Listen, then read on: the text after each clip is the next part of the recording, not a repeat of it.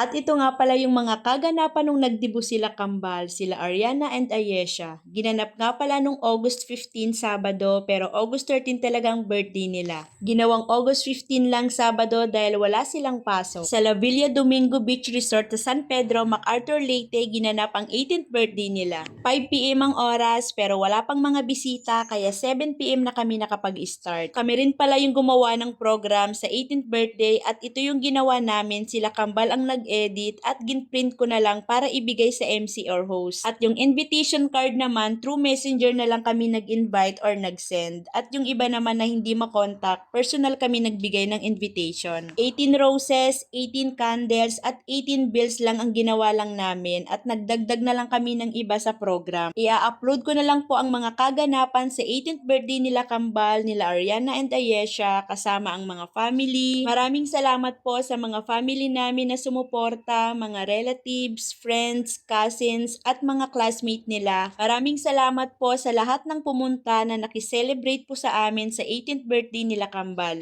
God bless po sa inyo, sa ating lahat, and more blessings. And happy 18th birthday again kay kambal, kay Ariana and Ayesha. More birthdays to come and more blessings. Kamo naman, may grupo nga table na sunod.